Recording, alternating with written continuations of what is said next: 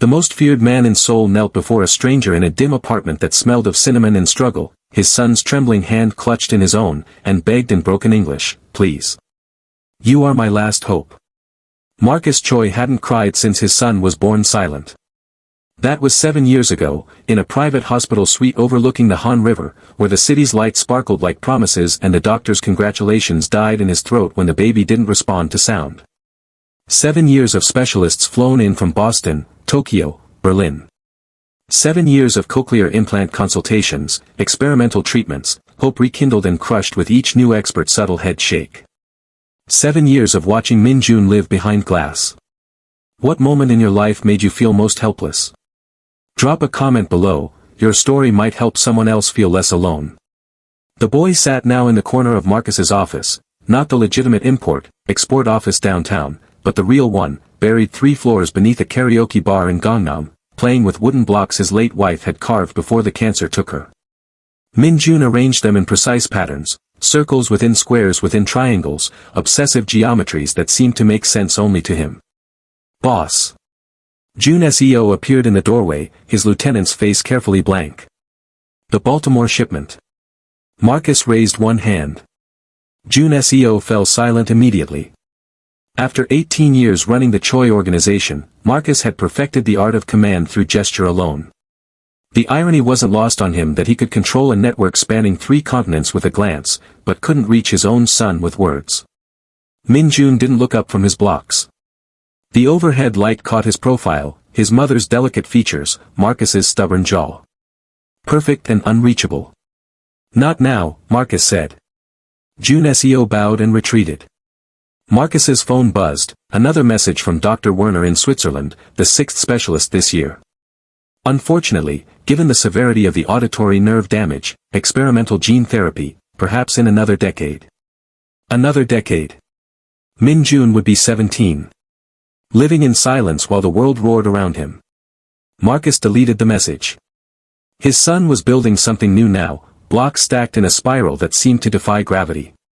The boy's small fingers worked with surgical precision, tongue poking out slightly in concentration. So brilliant. So alone. The phone buzzed again. Marcus almost ignored it, but the caller ID made him pause. Sister Catherine, St. Mary's Community Center in Itaewon. "Mr. Choi." The nun's voice carried that particular American directness that still sometimes caught him off guard. "I know you're a busy man, but I promised I'd call if I heard anything that might help." Marcus straightened. 6 months ago, during a rare charitable donation, good for the family's legitimate image, Sister Catherine had witnessed one of Min-jun's meltdowns. She'd calmed the boy with hand gestures Marcus didn't recognize, held his small face between her weathered palms until his breathing slowed. Since then, she'd been his unlikely ally, asking her network of church volunteers and social workers to watch for anything unusual.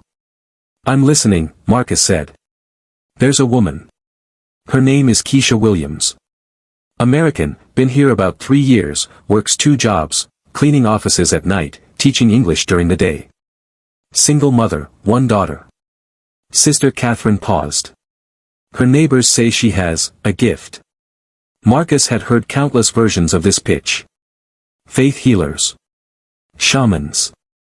Quacks with degrees from nowhere peddling false hope in expensive bottles. "I don't believe in magic, sister." "Neither do I, Mr. Choi. I believe in miracles, which are different." The nun's voice softened. "I've seen her work. Mrs. Park's grandson, the one with the developmental delays, he's speaking now. The Kim girl who wouldn't eat after her father died, she's thriving. Keisha doesn't charge, doesn't advertise. She just helps." "What does she do?" "I don't entirely know. She spends time with them. Listens. Touches their hands, their faces. Sings, sometimes, though I don't understand the language." Sister Catherine took a breath. "Mr. Choi, I'm a woman of science and faith both. I can't explain it. But I've learned not to question what works." Min-jun's block tower collapsed. The boy didn't cry out, he never did, just began rebuilding with that same methodical focus. "Where is she?" Marcus asked. Keisha Williams was elbow-deep in someone else's trash when her daughter called. "Mama, Mrs. Chen says can you come by tomorrow?" Her baby's not sleeping again. Keisha wedged her phone between shoulder and ear, continuing to scrub the executive bathroom on the 43rd floor of the Shinhan Tower. 3 a.m., the city below reduced to scattered lights and the distant hum of traffic. Her back ached. Her knees ached. Everything ached, but the ache was familiar now, almost comforting in its consistency. "Tell her I'll stop by after my morning shift," Keisha said. "And baby, you should be sleeping." "I know, Mama. Just wanted to hear your voice." Keisha's chest tightened the way it always did when Jasmine said things like that. 8 years old and already too wise, too attuned to her mother's absence. Too used to falling asleep alone in their tiny apartment while Keisha scrubbed other people's toilets to keep them fed. "I love you, baby girl. Dream big for me, okay? Always do, Mama." The call ended. Keisha straightened, studying her reflection in the mirror she'd just polished to gleaming. 32 years old but looking closer to 40 under these fluorescent lights. Dark circles under darker eyes.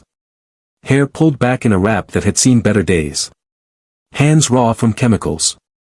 Not exactly the life she'd imagined back in Atlanta, before Jerome left, before his promises turned to vapor and left her with a baby and a dream of something more.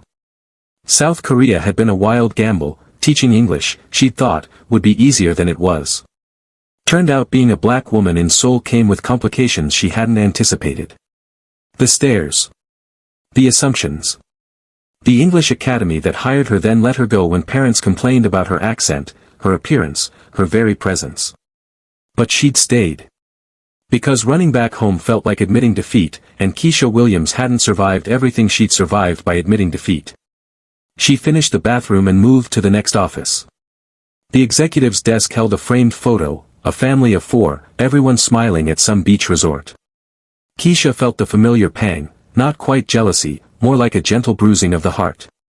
She was happy for them. Really.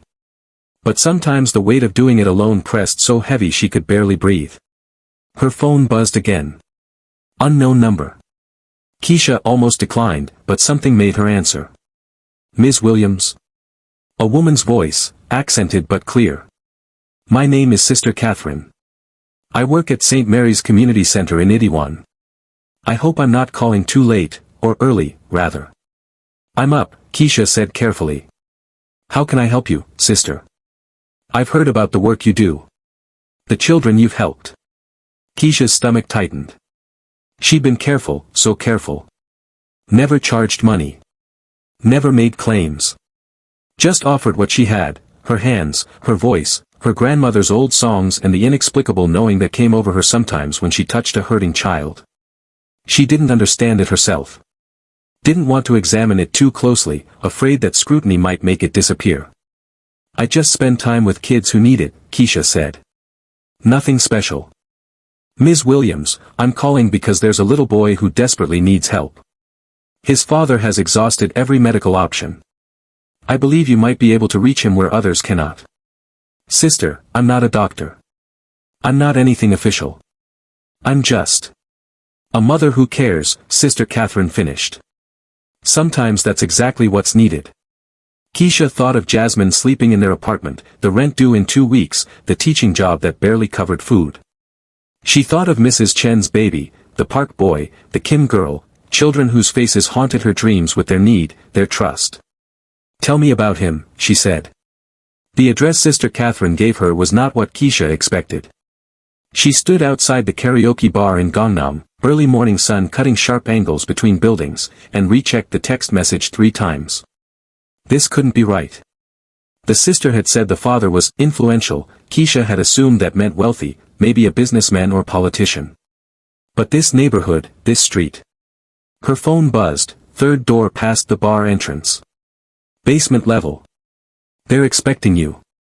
Keisha's hands trembled slightly as she texted Jasmine's babysitter, Mrs. Park, the grandmother whose grandson she'd helped, confirming she'd pick up her daughter by noon. Then she pushed through the bar's front door. The main floor was empty, reeking of stale beer and cigarette smoke. But the stairwell Sister Catherine mentioned was there, descending into fluorescent-lit depths. Keisha's instincts screamed at her to leave. She'd seen enough movies to know that black women who went down mysterious staircases rarely came back up. But she thought of the little boy. Deaf, the sister had said. Isolated. Desperate for connection. She descended. At the bottom, two men in expensive suits flanked a metal door. They looked her up and down with expressions she couldn't quite read, surprise, certainly, and something that might have been suspicion or might have been curiosity. Ms. Williams, the taller one said in careful English. That's me. He opened the door. The office beyond was nicer than any space Keisha had seen in Seoul, dark wood, leather furniture, walls lined with books in multiple languages. And standing in the center of it all, looking utterly out of place, was a man who radiated danger the way the sun radiated heat. Marcus Choi was not a large man, but he filled the room anyway. Sharp suit, sharper eyes, jaw tight with something that looked like barely controlled desperation. He studied Keisha with an intensity that made her skin prickle. "You're not what I expected," he said in perfect English. "I get that a lot," Keisha replied, lifting her chin. "Where's your son?" Something flickered across Marcus's face, surprise at her directness, maybe, or approval. He gestured to the corner where a small boy sat cross-legged on a mat, building elaborate structures with wooden blocks. Keisha's breath caught. The child was beautiful. Delicate features, dark hair falling into focused eyes, small hands moving with absolute certainty. But it was the isolation that struck her hardest, the way he existed in his own universe, separate from the dangerous man watching over him and the armed guards at the door and the whole violent world that clearly swirled around this place. "His name is Min-jun," Marcus said quietly. "He's 7. He's been deaf since birth. The auditory nerves are damaged beyond current medical repair." He paused. "I don't know what Sister Catherine told you, Ms. Williams, but I should be clear, I don't believe in miracles. I believe in results." "Good," Keisha said, moving toward the boy without asking permission. "Because miracles are God's business. I'm just here to help." She knelt beside Min-jun slowly, making sure he could see her approach. The boy glanced up, eyes widening slightly at her appearance. Keisha was used to that reaction from Korean children, the double take at her dark skin and different features, but then returned to his blocks. Keisha didn't speak. Didn't reach out. Just watched. Min-jun was building a bridge, she realized. Two towers connected by a delicate arch of wooden pieces that shouldn't hold together but somehow did. His tongue poked out slightly as he placed each block with surgical precision. Behind her, Marcus shifted. "Ms. Williams, I should explain his condition." Keisha raised one hand, and to her surprise, the dangerous man fell silent. She hummed. Low and soft, a melody her grandmother used to sing in Alabama, before Keisha was born, before the civil rights marches and the fire hoses and everything that came after. A song about rivers and home and finding your way back to yourself. Min-jun's hand stilled. Keisha kept humming, letting the vibration travel through her chest, her throat, into the air between them. The boy's head tilted slightly, and his small hand moved to his own throat, feeling for something he couldn't hear. Then Keisha placed her palm flat on the floor. She hummed louder, letting the sound vibrate through the ground. Min-jun's eyes went wide. His hand shot out, pressing against the floor inches from hers, and his mouth opened in a silent gasp as he felt the rhythm traveling through the wood, through his bones, into some part of himself that had been starving for connection. Keisha smiled and shifted the melody, making it pulse, long, short, short, long. Min-jun's hand began to tap the same pattern. Behind her, she heard Marcus Choi make a sound she couldn't quite identify, half sob, half prayer. For 2 hours, Keisha and Min-jun existed in a world of vibration and touch. She taught him to feel music through the floor, through the walls, through his own skin. She showed him how sound was more than just hearing, it was movement, rhythm, connection. She placed his hand on her throat while she sang and watched wonder bloom across his face as he felt the words taking shape. Marcus watched from his desk, perfectly still except for the muscle jumping in his jaw. Jun Seo had entered twice, each time retreating at his boss's sharp glance. The whole organization could burn, Marcus's silence said, and he wouldn't move from this spot. When Keisha finally sat back, Min-jun scrambled into her lap without hesitation, something that made Marcus's breath catch audibly. The boy burrowed against her like he'd known her forever, his small body relaxing in a way Marcus had rarely seen. He doesn't usually. Marcus's voice cracked. He cleared his throat, started again. He doesn't trust easily. Children know who sees them, Keisha said softly, running her hand over Min-jun's hair. Not just their disability. Not just their limitations. Them. Can you help him? The question hung heavy with desperation. Keisha met Marcus's eyes and saw everything he was trying to hide, the fear, the grief, the terrible love that made a dangerous man vulnerable. I don't know, she said honestly. I'm not a doctor, Mr. Choi. I can't fix his ears. But I can teach him other ways to experience the world. Other ways to connect. She paused. If you'll let me. Anything. The word came out fierce. Whatever you need. Money, resources, time. I need you to trust me, Keisha interrupted. I need you to let me take him places, introduce him to experiences beyond these walls. I need you to accept that healing isn't always about fixing what's broken. Sometimes it's about learning to be whole anyway. Marcus stared at her for a long moment. Here was a woman who cleaned toilets for minimum wage, telling one of Seoul's most powerful crime lords what to do. The absurdity should have angered him. Instead, he felt something uncomfortably close to hope. When can you start? He asked. I have an English class in an hour, then I clean offices tonight. But tomorrow, she stopped, calculating. Tomorrow I'm off. I could take him to the park. Let him feel the wind, the grass, other children playing. I'll have guards. No guards. Keisha's voice was gentle but firm. Just me, him, and my daughter. He needs to feel normal, Mr. Choi. Not protected. Not special. Just a little boy playing in the sun. Every instinct Marcus had screamed against this. Min-jun, unguarded in a public park with a woman he'd just met. Impossible. Unthinkable. But then Min-jun shifted in Keisha's lap and did something Marcus hadn't seen in months. He smiled. Really smiled, eyes crinkling, whole face transformed. Okay, Marcus heard himself say. Tomorrow. The park. What's something you had to learn to trust before you could understand it? Share in the comments, I read every single one. Keisha left the karaoke bar basement feeling like she'd swallowed lightning. The morning sun hit her face, and she had to stop, breathe, process what had just happened. A crime boss, because that's clearly what Marcus Choi was, no matter what legitimate front he maintained, had just handed her his most precious thing. Had trusted her with the son he'd moved mountains to protect. Her phone buzzed, a bank notification. She stared at the screen, then stared harder. $50,000 had just been deposited into her account. Her hands shook as she dialed the number Marcus had given her. He answered immediately. Ms. Williams. Mr. Choi, I can't accept this. It's a retainer. For your time. I have a job. 2 jobs.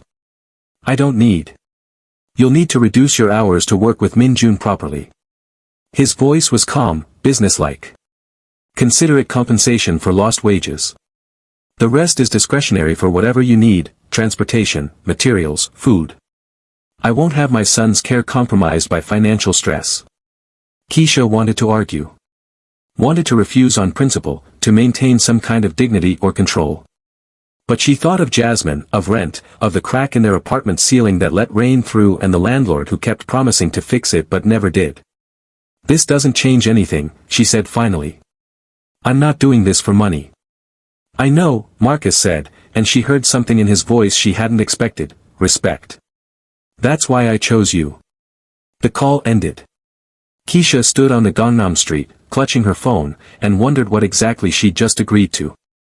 The next day, Keisha arrived at Marcus's legitimate office, a gleaming tower in the financial district, far from the underground world he actually ruled, with Jasmine bouncing at her side. Mama, you said there's a boy. Can I play with him? Does he like dolls? I brought my extra doll just in case boys like dolls too, some boys do, Tommy in my class likes dolls and... Baby, breathe, Keisha laughed, squeezing her daughter's hand. Yes, there's a boy. His name is Min-jun. He's a little younger than you, and he can't hear, so we need to be patient and gentle, okay? Jasmine's eyes went wide and solemn. Like Mrs. Park's grandson. The one who didn't talk. Similar, baby. But different too. The elevator rode smooth and silent to the 20th floor. The receptionist, a young woman whose professional smile faltered slightly at Keisha's appearance before recovering, directed them to a private waiting room. Marcus was there within minutes, and Min-jun was with him. The boy saw Keisha and his whole face lit up. He pulled free from his father's hand and ran to her, wrapping small arms around her legs. Keisha's heart cracked open. "Hey, sweet boy," she murmured, kneeling to his level. She placed her hands on his cheeks, making sure he could see her face clearly. Then she pointed to Jasmine, who stood half hiding behind her mother's back, suddenly shy. Min-jun's eyes tracked to Jasmine. The two children studied each other with that peculiar intensity of the young, sizing up potential friend or foe. Jasmine took a breath, stepped forward, and waved. Min-jun waved back. Jasmine pulled out her extra doll, a worn Barbie with half its hair missing, and offered it tentatively. Min-jun took it, turned it over in his hands, then signed something Keisha didn't understand. "He says thank you," Marcus translated quietly. "And asks what her name is." Jasmine looked to her mother, who nodded encouragement. "Princess Sparkle Rainbow III, Jasmine announced with complete seriousness. Marcus translated. Min-jun's silent laugh, mouth open, shoulders shaking, made even the crime boss's stern face soften. "We'll be back by 5, Keisha said, gathering the children. "I have my phone if you need anything. Ms. Williams."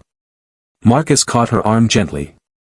His grip was light, but she felt the leashed power in it, the barely controlled fear. "If anything happens to him." "Nothing will happen to him," Keisha said firmly. "I protect my own, Mr. Choi. And for today, he's mine." She saw him struggle with that, saw the war between his controlling nature and his desperate hope. Finally, he released her arm and stepped back. 5 o'clock, he said. 5 o'clock, she agreed. The park was chaos and beauty. Children screamed with laughter on swings, their joy visible in movement even if Min-jun couldn't hear it. Dogs chased frisbees. Elderly couples moved through Tai Chi forms in synchronized silence. The spring air carried the scent of cherry blossoms and street food from nearby vendors. Keisha spread a blanket under a massive oak tree and watched as Jasmine took Min-jun's hand, leading him toward the playground. The boy hesitated, glancing back at her with uncertainty. She smiled, gestured forward, "Go. Play." What happened next made Keisha's throat tight. Min-jun ran. Really ran, not the careful movements she'd seen in his father's office but full tilt, arms pumping, face split with joy. Jasmine kept pace, both children racing toward the slide like their lives depended on it. At the top, Min-jun paused. He placed both hands on the metal slide, feeling the sun-warmed surface, then looked at Jasmine with a question in his eyes. Jasmine sat and pushed off, whooshing down with a shriek of delight. Min-jun watched her land, saw her gesturing wildly for him to follow. He sat. Hesitated. Then pushed off. The wind hit his face. The movement vibrated through his body. And when he landed at the bottom, breathless and exhilarated, he looked back at Keisha with an expression of pure wonder. "I felt it," his face said. "I felt the world moving." Keisha's phone buzzed. "Marcus, how is he?" She snapped a photo of Min-jun climbing the monkey bars with Jasmine coaching from below, and sent it without words. 3 dots appeared. Disappeared. Appeared again. Finally, "Thank you." The next 3 weeks passed in a blur of stolen moments and small miracles. Keisha rearranged her life around Min-jun. She dropped her night cleaning shifts, Marcus insisted on compensating her fully, and she'd stopped arguing, and spent her afternoons teaching the boy about the world through touch and vibration. They visited a music school where she convinced the instructor to let Min-jun place his hands on a piano while students played. His face when he felt Beethoven's Fifth traveling through his palms made the instructor cry. They went to a taekwondo dojang where Min-jun learned to feel the rhythm of forms through the floor, his small body moving in sync with older students who learned to accommodate his silence. They spent hours in Keisha's tiny apartment where she taught him her grandmother's songs, placing his hands on her throat, her chest, teaching him that communication was more than words, it was intention, connection, love. Jasmine became his translator to the world of children. She learned basic sign language from YouTube videos and taught the neighborhood kids how to include Min-jun in their games. Within a week, half the children on their block were signing friend and play and tag, you're it. Marcus watched it all with the intensity of a man witnessing resurrection. He showed up at the park one afternoon unannounced, Jun Seo and 2 guards flanking him. Keisha saw him standing at a distance, perfectly still, as Min-jun played soccer with 6 other children who'd learned to stomp their feet to let him know the ball was coming. She walked over, leaving the children to their game. You can't keep watching from the shadows, she said quietly. He needs you in his life, not hovering over it. Marcus's jaw tightened. I don't know how to be what he needs. Yes, you do. You just have to trust yourself as much as you've trusted me. I don't trust myself, Marcus said, and the raw honesty of it startled her. I'm good at control, Ms. Williams. At strategy. At eliminating threats and maintaining power. But being a father to a boy I can't reach? He shook his head. I don't know how to do that. Keisha studied him, this dangerous man brought low by love, and felt unexpected compassion. Come with us tomorrow, she said impulsively. We're going to the aquarium. No guards, no business, just you and your son and the fish. Ms. Williams. Keisha, she interrupted. If we're going to co-parent your child, you should probably use my name. The word co-parent hung between them, too intimate and too accurate. Marcus looked at her, really looked, seeing not just the woman helping his son but the person beneath, strong, exhausted, impossibly kind despite every reason not to be. Keisha, he said, testing the shape of her name. Then, tomorrow. The aquarium. No guards. The aquarium was Marcus Choi's first taste of normalcy in 20 years. No one recognized him here in jeans and a simple shirt, without the armor of expensive suits and armed men. He was just another father with his son, watching Keisha and Jasmine point out seahorses and jellyfish with equal enthusiasm. Min-jun pressed his face against the glass of the shark tank, palms flat against the surface, feeling the vibration of the massive creatures gliding past. Marcus stood beside him, his own hand next to his son's, and for the first time understood what Keisha had been teaching, presence was more than proximity. Feel that? Keisha's voice came from his other side. She placed her hand on the glass too. The water moving. The shark's power. That's what the world is full of, invisible forces that we can only understand by paying attention. Min-jun turned to his father, and Marcus saw the question in his eyes, do you feel it too? Marcus nodded, and something unlocked between them. Not words. Not even sign language. Just shared experience, father and son existing in the same moment for once. Jasmine tugged on Keisha's sleeve, pointing to the penguin exhibit. Min-jun grabbed Marcus's hand, the first time he'd done so voluntarily in months, and pulled him along. They watched the penguins for 30 minutes, the children laughing silently and audibly in turn, and Marcus felt the tightness in his chest that had lived there for 7 years begin to ease. In the gift shop, Min-jun found a stuffed orca and held it hopefully toward Marcus. You want this? Marcus signed. Min-jun nodded, then did something that stopped Marcus's heart. He signed back, the basic Korean sign language Marcus had been trying to teach him for years and the boy had always resisted. Please, father. Please. Marcus bought the orca. And a penguin for Jasmine. And a ridiculous shark hat that Keisha insisted looked dignified on him, which it absolutely did not. They ate ice cream on a bench outside, spring sun warm on their faces, looking for all the world like a family. Marcus knew it was an illusion, knew that Keisha had her own life, her own struggles, that this wasn't sustainable or real or anything but a temporary miracle. But for one afternoon, he let himself pretend. The trouble started 3 days later. Marcus was in his real office, the underground one, when Jun Seo burst in without knocking, which meant emergency. We have a problem. The Jang faction knows about the boy. Marcus's blood went cold. What? Someone saw you. At the aquarium, the park, somewhere. They're asking questions about the woman and her daughter. About Min-jun's routine. Jun Seo's face was grave. Boss, they know he's your weakness. And they're planning to exploit it. The Jang faction.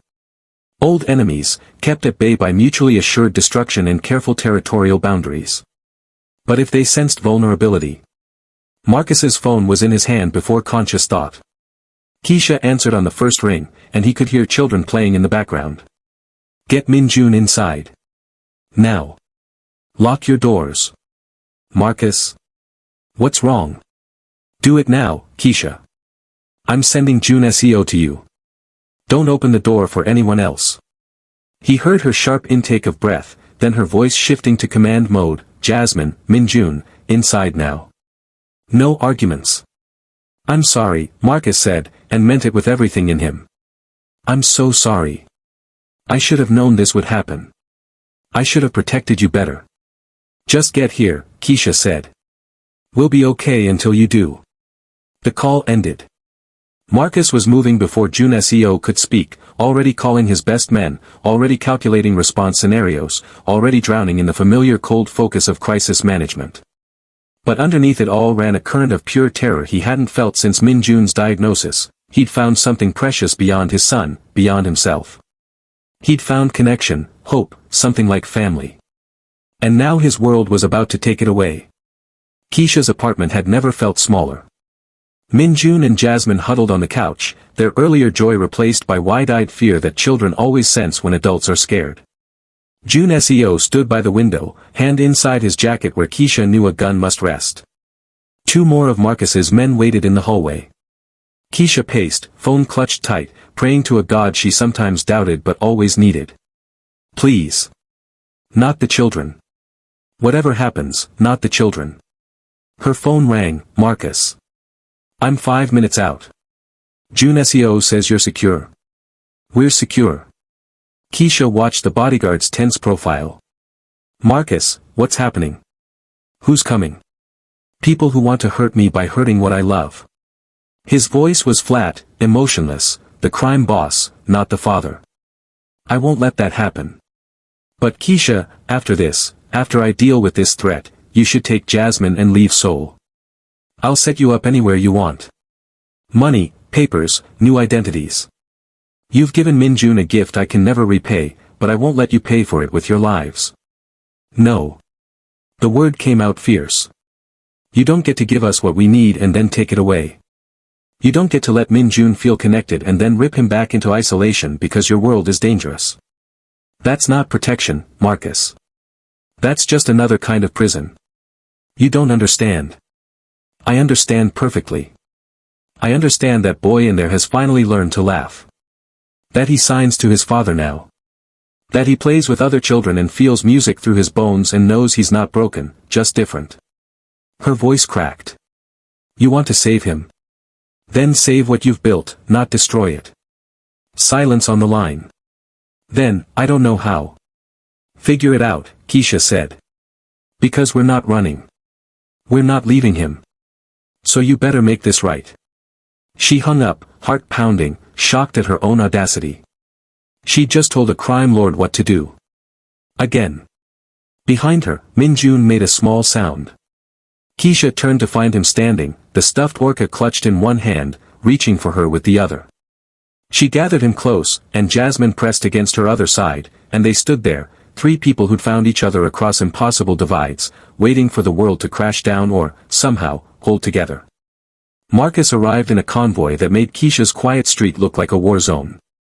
He took the stairs 3 at a time, Jun SEO barely keeping pace, and burst into the apartment with wild eyes that only settled when he saw Min-jun safe in Keisha's arms.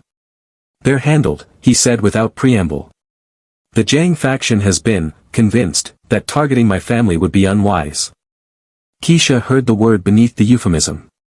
She didn't ask what convinced meant in Marcus Choi's world. Didn't want to know. And tomorrow, she asked instead. Next week? Next month? Marcus, you can't live like this. Min-jun can't live like this. We can't, she stopped, unsure what she'd been about to say. Marcus crossed the small room in 2 strides. He knelt before Keisha and the children, bringing himself to their level, making himself vulnerable in a way she'd never seen. You're right, he said quietly. I've spent 7 years trying to control everything, thinking that's what it meant to protect my son. But all I did was isolate him. Isolate myself. He looked at Min-jun, then at Keisha. You showed me another way. A better way. And I'm not giving that up. I'm not giving you up. The words hung heavy with meaning Keisha wasn't sure either of them was ready to name. What are you saying? She asked. I'm saying I'm getting out. Marcus's voice was steady, certain. Not overnight, it'll take time to transfer power, to secure legitimate paths forward, to ensure no one can touch what matters to me. But I'm done.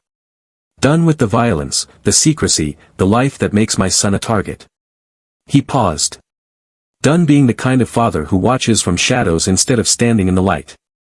Min-jun, who'd been watching this exchange with focused attention, touched his father's face.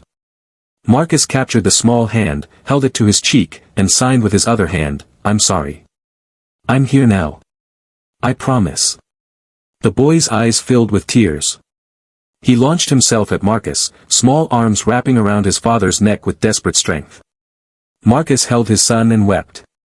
Great, shuddering sobs that he'd held back for 7 years, maybe longer. All the grief and fear and love he'd locked away came pouring out. Keisha put her hand on his shoulder, and Jasmine leaned against his side, and they stayed like that, 4 people kneeling on a worn apartment floor, holding each other against a dangerous world, until the storm passed. Have you ever had to choose between the life you knew and the life you needed? Tell us your story in the comments. Later, after the children finally fell asleep on Keisha's bed, after Jun SEO had posted men discreetly outside, after the adrenaline faded into exhaustion, Marcus and Keisha sat at her tiny kitchen table drinking instant coffee that tasted like dishwater and felt like home. I meant it, Marcus said. About getting out. About changing. I know. Keisha studied him over her mug. But Marcus, you need to understand something. I'm not doing this, helping Min-jun, being in your lives, because I want to fix you. I'm not some magical black woman who exists to save the broken white, well, not white, but you know what I mean. Rich, powerful, whatever. I'm not your redemption arc. I know that too. Marcus's smile was sad. You're a woman trying to survive, raise your daughter, and somehow still find energy to help other people's children because you have a gift you don't fully understand and a heart too big for your own good. Keisha blinked, surprised by his accuracy. I'm not asking you to save me, Marcus continued. I'm asking. I don't even know what I'm asking. Permission to be in your life. To learn from you. To figure out how to be better. He laughed hollowly. I run an organization worth hundreds of millions of dollars, Keisha. I speak 4 languages. I've negotiated with Yakuza and triads and cartels. But I have no idea how to ask a woman like you for whatever this is. A friendship, Keisha said gently. This is a friendship, Marcus. Between 2 people who love the same little boy and maybe, possibly, are starting to care about each other too. The word friendship felt insufficient, and they both knew it. But it was a start. A foundation. I've never had a friend, Marcus admitted quietly. Associates, subordinates, enemies, allies. But not friends. Not since I was a child, before my father pulled me into the organization. Well. Keisha reached across the table, took his hand. You have one now. Marcus stared at their joined hands, his pale against her dark, his rough with old scars against her chemical burn from cleaning supplies, and felt something shift in his chest. Thank you, he whispered. For everything. For seeing Min-jun. For seeing me. For not running when you should have. Who says I should have run? Keisha squeezed his fingers. Maybe this is exactly where I'm supposed to be. 6 months later, Keisha stood in the lobby of a building she'd once cleaned, no longer wearing janitor's coveralls but a simple dress that Jasmine had helped her pick out. The brass placard on the wall read, Choi Foundation for Deaf and Disabled Children, Director of Programs, Keisha Williams.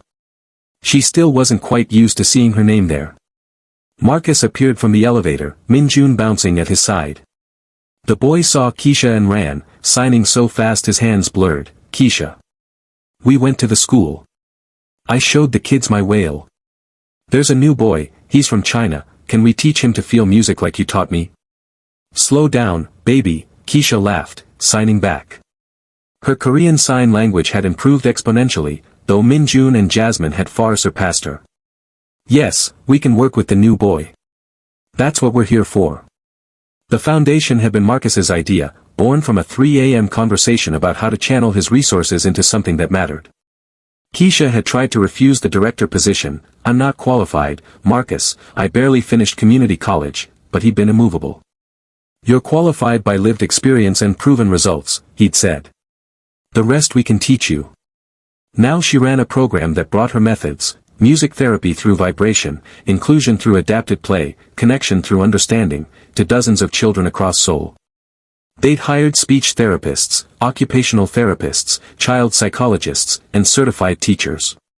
But the core of every program was the philosophy Keisha had shown Marcus that first day: healing wasn't about fixing what was broken. It was about teaching wholeness anyway. Min-jun still couldn't hear. Medical science still offered no solutions, and maybe never would. But he thrived. He attended a mainstream school with an interpreter and a cohort of signing friends. He took taekwondo and had earned his yellow belt. He played soccer on a team that had learned to stomp signals. He had sleepovers with Jasmine where they stayed up too late teaching each other made-up sign languages and giggling silently in the dark. He had a father who'd left the criminal world, who'd turned state's evidence in exchange for immunity and a chance to rebuild legitimately. Marcus still had enemies, still employed security, still looked over his shoulder sometimes. But he coached Min-jun's soccer team. He attended every foundation event. He'd learned to exist in the light. "You ready?" Marcus asked Keisha now, checking his watch. "The donors will be here in 30 minutes. "Almost." Keisha adjusted her dress self-consciously. "I still don't feel comfortable being the face of this organization." "You're not the face," Marcus said gently. "You're the heart. There's a difference." The foundation's main doors opened, and a group of children poured in. The afternoon program, 20 kids between ages 5 and 12, various disabilities and challenges, all chattering, verbally and in sign, with the chaos of the young. Min-jun joined them immediately, greeting friends, showing off his orca, helping a younger girl find her cubby. Jasmine was right behind him, having appointed herself official big sister to every child in the program. Keisha watched them and felt her throat tighten the way it always did when she saw what they'd built. Not just a program. Not just a foundation. A community. A family that kept expanding to hold whoever needed holding. "Miss Keisha." One of the younger boys ran up, tugging her hand. "Can you teach us the wind song today? The one where we feel the air moving?" "Of course, baby. After snack time, okay?" The boy nodded enthusiastically and ran back to his friends. Marcus moved to stand beside her, close enough that their shoulders touched. "You know what today is?" "Wednesday." "It's 1 year," he said quietly.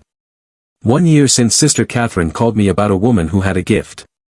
1 year since you walked into my underground office and changed everything." Keisha turned to look at him properly. In 12 months, Marcus Choi had transformed from a dangerous crime lord to, what? A philanthropist. A father. A friend. Something more than a friend, though they'd been dancing around that truth carefully, both aware of the complications. "Changed everything for you, maybe," she said lightly. "I just did what I always do." "You saved my son," Marcus corrected. "You saved me. You built something I didn't know was possible." He paused, gathering courage she'd rarely seen him need. "Keisha, I know this is complicated. I know I'm still figuring out how to be the person I want to be. I know we come from different worlds, different struggles, different everything. But I need you to know. Marcus." She stopped him with a hand on his chest. "Whatever you're about to say, make sure you mean it. Because those kids in there, they need stability. Min-jun needs stability. Jasmine needs stability. I need stability. So if you're about to say something we can't take back, be sure." He covered her hand with his, held her gaze steadily. "I love you," he said simply. "I love your strength and your kindness and the way you see people. I love how you sing to children and fight with me and refuse to let anyone tell you what you can't do. I love that you walked into my darkness and demanded I find light." He took a breath. "I'm not asking you to love me back. I know I'm still becoming someone worthy of that. But I needed you to know. You deserve to know." Keisha's eyes filled. "You're an idiot." Marcus's face fell. What? "You're an idiot," she repeated, smiling through tears, "if you think I haven't been in love with you for months. Why do you think I agreed to run this foundation? Why do you think I stayed through the threats and the danger and all the reasons I should have run? She shook her head. I stayed because somewhere between teaching your son to feel music and watching you become the father he deserved, I fell for you. Completely. Impossibly. Against all common sense. Keisha. She kissed him. Quick and soft, aware of the children playing nearby, but firm enough to make her point. When she pulled back, Marcus looked dazed. We just, in front of the children. They already know, Keisha laughed. Min-jun asked me last week when you were going to marry me. Kids see everything, Marcus. He did. Marcus's eyes widened. What did you tell him? I told him to ask you. Oh. Marcus glanced at the children, found Min-jun watching with Jasmine, both kids grinning like conspirators. I suppose I should make this official then.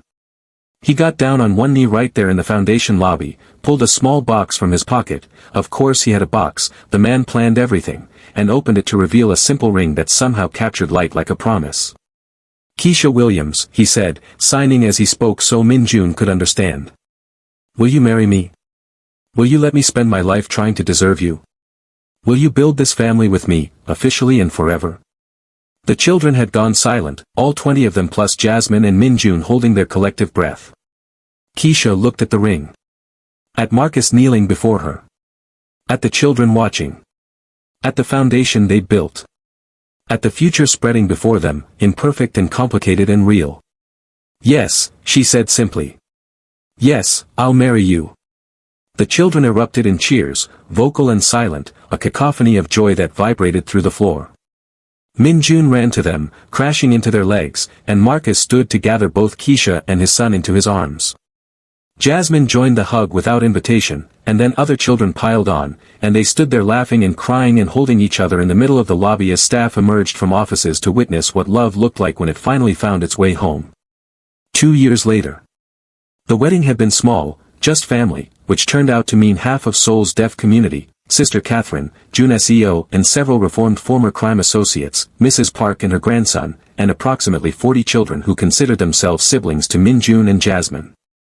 Now Keisha stood in their new home, not the mansion Marcus could have afforded, but a comfortable house with a yard where children could play and rooms enough for the family they were still building, watching her husband teach their son to ride a bike. Min-jun's balance was impeccable, but the bike wobbled anyway, training wheels recently removed. Marcus ran alongside, hands ready to catch if needed, face transformed by joy that had become his default expression. Jasmine sat on the porch beside Keisha, signing commentary, Dad's more scared than Min-jun, look at his face. So worried. Your dad loves hard, Keisha signed back. That's not a bad thing. I know. That's why I picked him. Keisha laughed. You picked him? Obviously. Jasmine's signs carried her characteristic sass. When we first met Min-jun, I told you he was nice. I knew his dad would be good for us. I'm very smart that way. Yes, you are, baby girl. They watched as Min-jun finally found his balance, pedaling faster, Marcus letting go and running behind with arms outstretched. The boy glanced back, saw his father's encouraging signs, and his face split into a grin as he rode solo for the first time. Keisha's phone buzzed, a message from the foundation. The new Seoul branch was opening next month, and they needed her approval on the final program schedule. After that was a message from Marcus's sister in Busan. Yes, he had a sister, a whole family they were slowly reconnecting with, relationships he'd abandoned years ago that were tentatively healing. Then a reminder about Min-jun's parent-teacher conference, and Jasmine's piano recital, and the foundation gala, and dinner with Jun SEO and his new wife, and 100 other ordinary, extraordinary pieces of the life they'd built. Some mornings Keisha still woke up disbelieving. She was a director of a major foundation. She was married to a man who'd left everything he knew to become someone better. She was raising 2 brilliant children in a country that had once felt foreign and now felt like home. She was happy. Impossibly, improbably, completely happy. Marcus jogged back to the porch, slightly winded, while Min-jun continued riding circles in the yard. He's got it, Marcus signed and said simultaneously, a habit he developed so everyone could participate. I think we can take the training wheels off the spare bike soon. Jasmine, want to relearn together so your brother has company? I already know how to ride a bike, Dad, Jasmine signed with exaggerated patience. I know. But maybe you could pretend you don't. For Min-jun. Jasmine considered this, then nodded. Okay. But only because I love him. Because you love him, Marcus agreed. That's always the best reason. He sat beside Keisha, took her hand, and they watched their children play in the golden afternoon light. From inside the house came the timer for dinner. Keisha was attempting Korean cooking, which Marcus endured with diplomatic enthusiasm, and from down the street came the sounds of neighbors, traffic, life continuing its beautiful, mundane course. Do you ever regret it? Keisha asked quietly. Everything you gave up. Marcus was silent for a moment, watching Min-jun teach a neighborhood boy how to feel vibrations through the bike handles to know when to pedal faster. I gave up violence, he finally said. I gave up isolation. I gave up being powerful and feared and empty. He turned to her, and his eyes held the answer before his words did. In exchange, I got this. I got love. I got family. I got to become the man my son needed, the man you deserved, the man I'd forgotten I could be. He kissed her temple. No, Keisha. I've never regretted a single moment. Min-jun rode past, signing without slowing, Dad. Watch this. He lifted both hands off the handles for 3 wobbling seconds before grabbing back on, face ecstatic with achievement. Marcus jumped up, cheering and signing praise with wild enthusiasm that would have embarrassed his former associates but delighted his son. Keisha watched them, her family, her improbable, impossible, perfect family, and sent up a silent prayer of thanks to her grandmother, to God, to whatever force had guided a struggling single mother into the path of a broken crime lord and his deaf son. Sometimes healing didn't come from doctors or medicine or conventional wisdom. Sometimes it came from a woman who understood that love was its own language, that connection transcended words, and that the bravest thing you could do was open your heart to someone who needed it as much as you needed them. Sometimes saving someone else was how you saved yourself. And sometimes, just sometimes, the impossible became possible when you had the courage to try. We've reached the end of this journey, but yours doesn't have to end here. What's one impossible thing you wish you had the courage to try? Share it in the comments below. Your words might be the inspiration someone else needs to take their first step. And if this story touched your heart, let us know. Every comment, every share, every moment you spend with this community matters. Until next time, remember, healing begins when we choose connection over fear.